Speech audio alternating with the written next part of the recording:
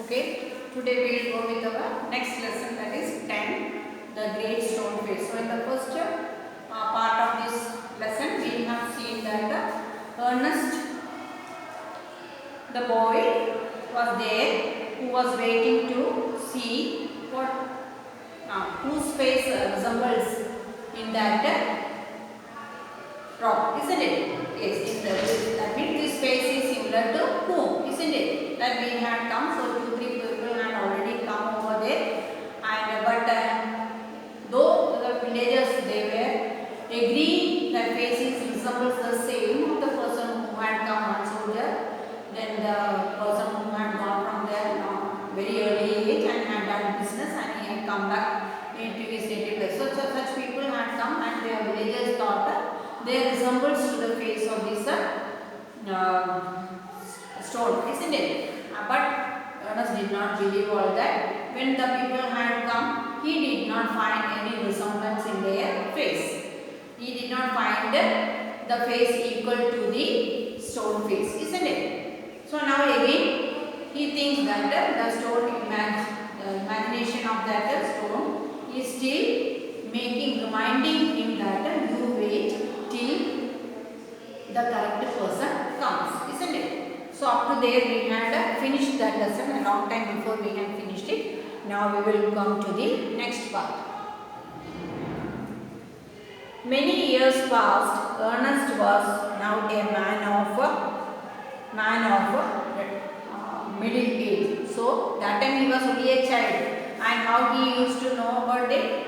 He used to ask his mother, and his mother used to say the story of that stone face, isn't it? And like that he had heard the story, and he was also having that in his mind to see the correct person who resembles the same as the stone face. So like that many years passed, and now he also was growing and he had reached the age of middle. To his neighbors who never suspected that he was anything more than an ordinary and familiar face, he was only a humble and hardworking, thoughtful person. Isn't it? That means more than that what the people had expected. He was a humble and a hardworking person. He was very humble and hardworking.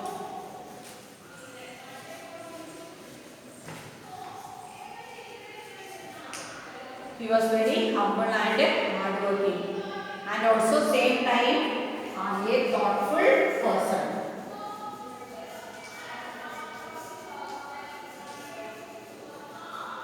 Not only humble and hardworking, but a thoughtful person. But what about the old prophecy? The old prophecy is what? The old story, isn't it? That means the story. What is the story behind? The face, the person who resembles the face of this stone. Was it fulfilled? So whether that person had come over there and whether the wish had been fulfilled. Okay, now we will see the lesson. The years hurried on. That means years are passing very fast, and brought white hairs upon the head of Ernest. So Ernest also started growing old, isn't it? Who is the person? Ernest. Ernest is the person. He also came to the middle age. Middle age. And so his hairs all started growing white and made wrinkles across his forehead and furrows in his cheeks. So totally when people become old, wrinkles appear on their face. The skin become very not very healthy type, isn't it? Markings that means lines are there. Those are called wrinkles because they used to come very soft across his deep lines, yes, across his forehead and furrows on the cheek also. He was an old man. Now he had come to an old age, but not in vain. Vain means vain. Hope. Vain, hope. Hopeless. So he was not a hopeless person, isn't it? He grown older. More numerous thing with white hairs on his head were the wise thoughts in his mind. So according to the paper, it is saying he had grown up. Many years had passed, and now he had come to an old age. And totally his hairs all started growing white. And people are saying all those white hairs are the wise thoughts of whom? Of Ernest. They are filled with the thoughts. Each hair is having a moral value behind it. And Ernest had ceased to be obscure. Obscure means not well known. So even though he is a brilliant, he is very clever person, but he is not a well known person. That means his popularity has not been scattered, not been spread over. He was a very simple, honest, thoughtful person, and all his thoughts are compared to that what white hairs in his head. And Ernest has ceased to be obscure. That means well known.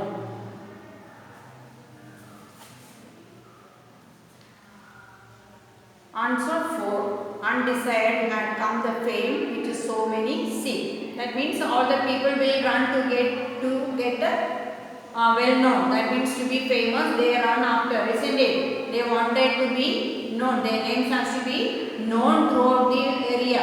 So people run for that. But poor Ernest did not do any kind of such a work. He had become famous beyond the limits of the valley. That means his name had spread all over the other parts of the country also. College professors and of this brilliant, yes, college professors and even the active men of cities came from far to see and converse with Ernest. So how did he become popular among the people of the country?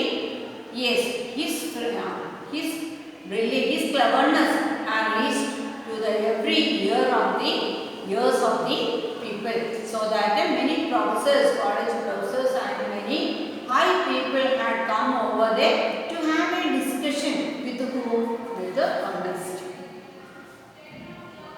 And he received them with gentle sincerity. So he did not become very proud. He was having that gentleness and spoke readily with his deepest in his heart of their own, and had freely with them of whatever came uppermost or lay deepest in his heart of his own.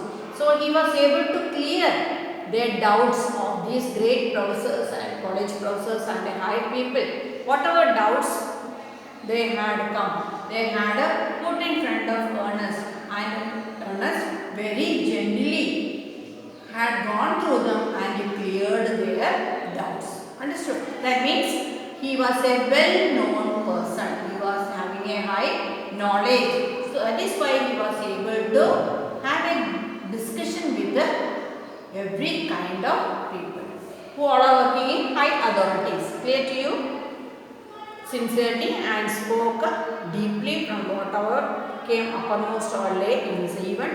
The answers which were hidden in his heart had come out in a gentle manner. He had spoken to them.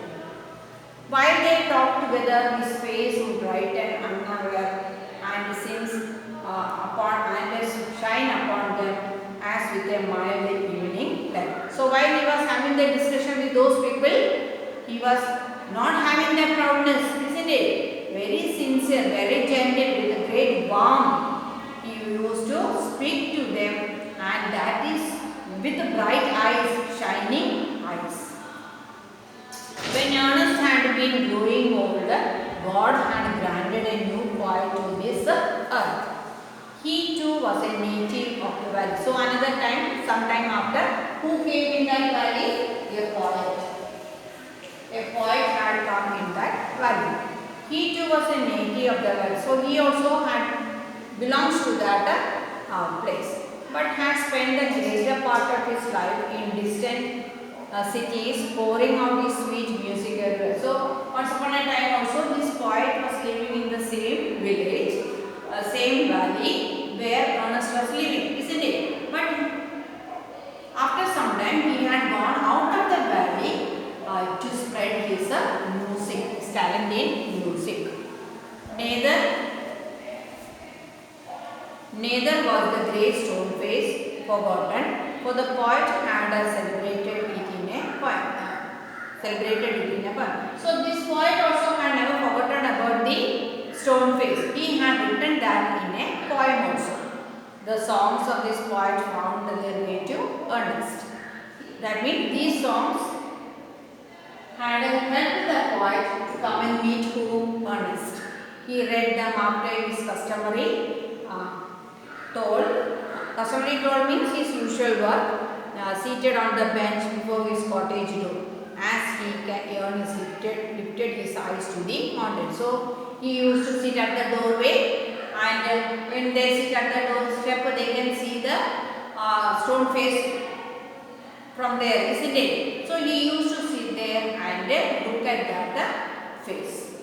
Oh, great stone face, he said, is not this man worthy to be your likeness? So, is this the person who resembles the saint? The face seemed to smile but did not answer. So, Ernest compared that poet to be the similar to the face of that seen on the stone, isn't it? But he asked the stone face, is this the poet is the correct person? But who did not answer? The stone face did not answer, but it seems to be smiling at Ernest.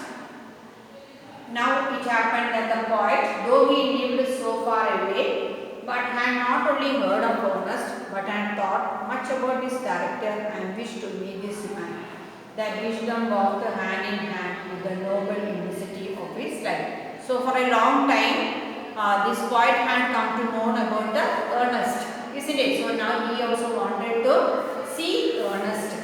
So he came to meet whom? Ernest. One summer day, therefore, he arrived at Ernest's door, where he found the good old man holding a book in his hand, which he read, and then with his finger between the leaves, looked doubtingly at the stone face. That means he was reading the book. So once when the poet had come to meet Ernest, what was Ernest doing? Ernest was sitting with a book reading, and at the same time he was looking at whom also? At the stone face. Good evening, said the poet. Can you give a traveler a night shelter? So the poet did not come and say that I am the poet who had been living over here. Did the poet say that way? No. Isn't it? How did he introduce himself? He came over there and said, can you give shelter for a night traveler? Gladly answered Ernest, and then he added, smiling, I think I never saw the great stone face look so hospitably at a stranger. Then what did he say? That means the stone face also is showing that hospitality, that is welcoming a stranger to his village.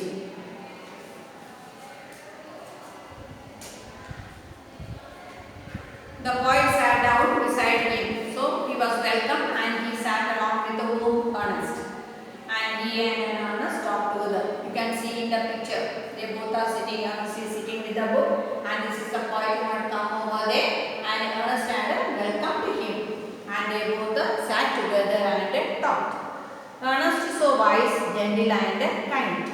Ernest on the other hand was moved by the living images flung out on the poet's mind. So that poet was admiring whom? Ernest, isn't it? At the same time, Ernest was admiring the gentleness of the poet's, which can be seen on his face.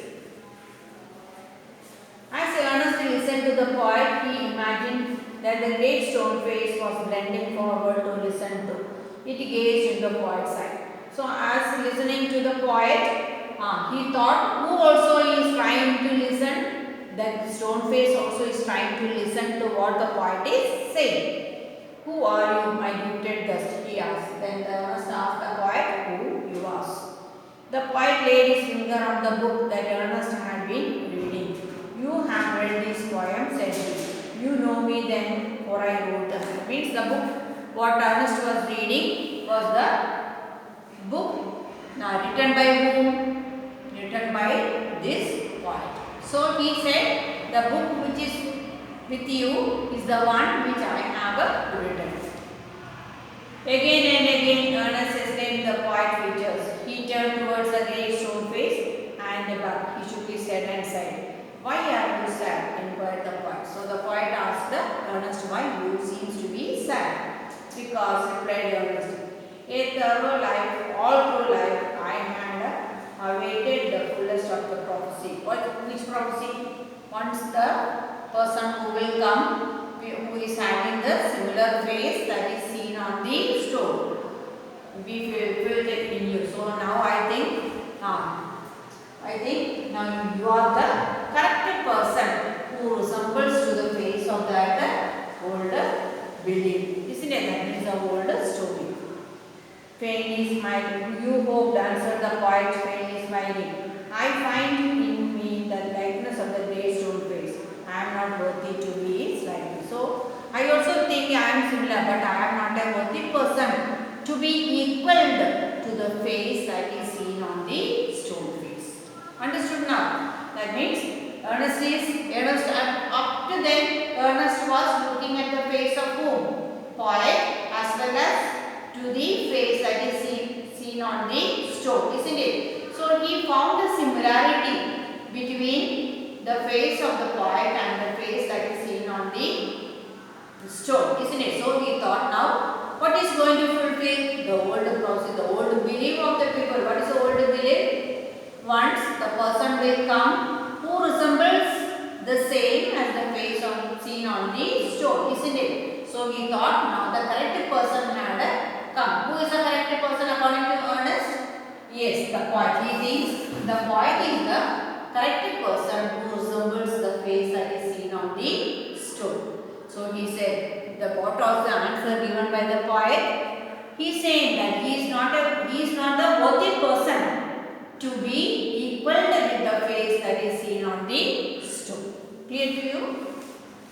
So I will read up to there once more. The years hurried on and brought the white hairs upon the head of Ernest, and made wrinkles across his forehead and furrows in his cheek. He was an old man, but not in vain had he grown old, more numerous than the white hairs on his head were the wise thoughts in his mind. And Ernest had ceased to be obscure. In sought for, undeserved had come the fame which so many seek. He had become famous beyond the limits of the valley. College professors and even the active men of cities came from far to see and converse with him. Converse means have a conversation. Yes. Then he received them with gentle sincerity and spoke deeply with them of whatever came uppermost or lay deepest in his heart of his own. While they talked together, his face was brightened, unawareness and shine upon them as with a mild evening light. While Ernest had been growing old, God had granted a new poet in this earth. He too was a native of Valle, but had spent the greater part of his life in distant cities, pouring out his sweet music everywhere. Neither was the great stone face forgotten, for the poet had celebrated it in a poem. Celebrated it in a poem means had written about the stone face in a poem. The songs of this poet found the way to Ernest. He read them after his customary toil, seated on the bench before his cottage door. As he read, he lifted his eye to the ornament. So while he was reading, just looking at the face also. "Oh, great stone face," he said, "is not this man worthy to be your likeness?" So this is not the correct person who has to come over there according to the building. The face seemed to smile but did not answer, but no answer came from there. So that is only the imagination of whom? Ernest. Now it happened that the poet, though he lived so far away, has not only heard of Ernest, but had thought much about his character and wished to meet the man whose wisdom walked hand in hand with the noble simplicity of his life. One summer day, therefore, he arrived at Ernest's door, where he found the good old man holding a book in his hand, while he read and then, with a finger between the leaves, looked lovingly at the old grey stone face. Good evening, said the poet. Can you give a traveller a night's shelter? Gladly answered Ernest, and then he added, smiling, I think I never saw a grey stone face go so hospitality at a stranger. The poet sat down beside him, and he and Ernest talked together. Never before had the poet talked with a man like Ernest, so wise and gentle and kind. Ernest, on the other hand, was moved by the living images flung out of the poet's mind. As Ernest listened to the poet, he imagined that the great stone face was bending forward to listen to. It gazed into the poet's eyes. Who are you, my gifted guest? He asked. The poet laid his finger on the book that Ernest had been reading. You have read this poem, said he. You know me, then, for I wrote it. Again and again, Ernest exclaimed the poet's features. He turned towards the great stone face, then back. He shook his head and sighed. Why are you sad? Inquired the poet. Because, replied Ernest, all through life I have awaited the fulfillment of prophecy. And when reached these poems, I hope that it might be finished in you, fulfilled in you. That means after I was reading the poem, and after reading the poem, I had seen you, the worthy person, isn't it? You hoped, answered the poet, faintly smiling, but he was not happy. I find in me the likeness of the great stone face. I am not worthy to be its likeness. That means what the poet had said. You seems to be me as the worthy person, isn't it? But I am not the correct person to be equal with the face that is seen on the stone face. Okay now?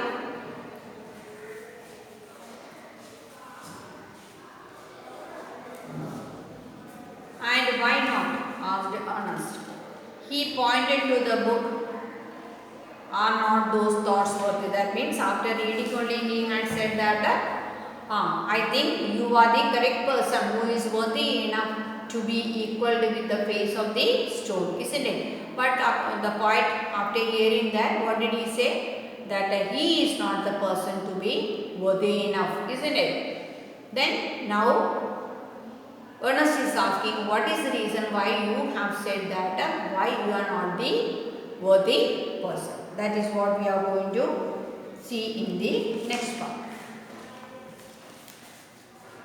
He pointed to the book. Are these thoughts? That means in this poem, your thoughts are being mentioned in this poem, isn't it? So when we read the thoughts of your thoughts, you are the correct worthy person to be equal with the stone.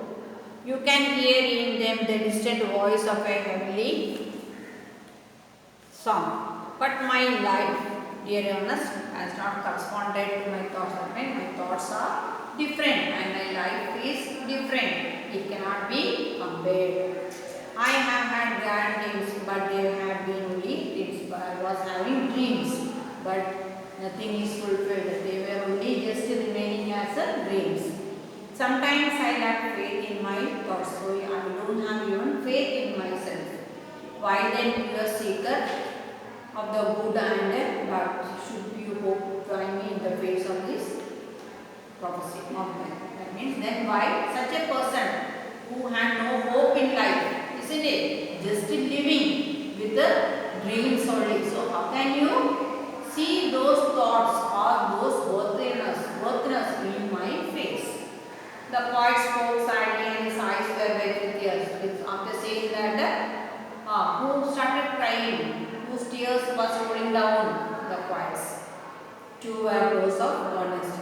At the hour of sunset, as had long been his custom, Ernest was to speak to a group of neighbors in the open air. Together he and the poet went to the meeting arm in arm. From there could he see the great snowfall. So as usual, after the day is over, with the setting of the sun, he used to go and speak to the villagers who used to assembled, isn't it? So this time when he was going, he had taken whom also with him?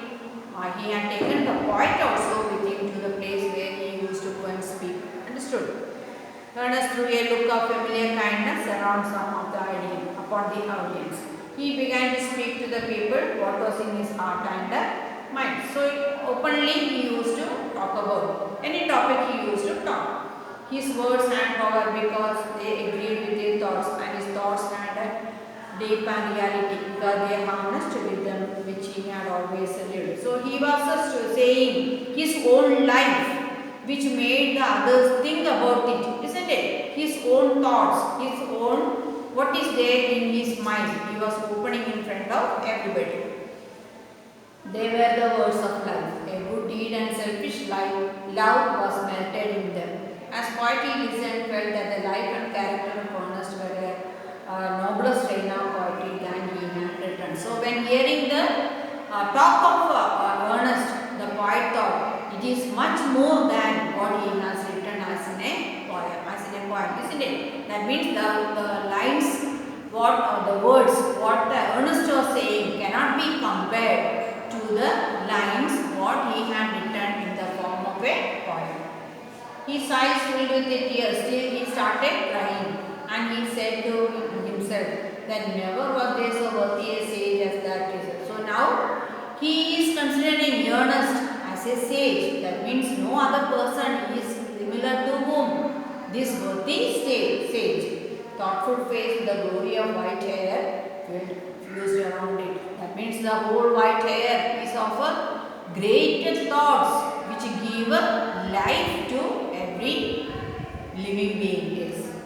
At a distance but clearly to be seen high up in the dim light of the setting sun appeared the great stone face with the white mist around it, like the white hairs around the bow of Ernest. So now looking at that great face, what has been seen? It resembled like the face of Ernest with the white beard all around, white hairs and beard all around the face. Only the eyes and nose which can be seen. Similar to whose face? Similar to the face of Ernest with the white hairs.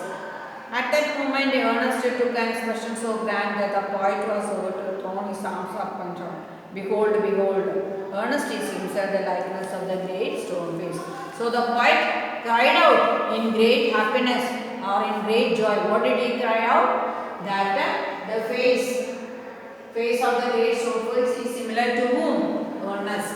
Because he had found the face similar to Ernest. The white hairs of Ernest seemed to be the same which had appeared where also on the face seen on the mountain, and saw that what the poet said was true. So everyone started looking at the stone face, and they also had seen the face of whom? Ernest there. The prophecy was fulfilled. Thus, the old belief of the people of the valley was fulfilled.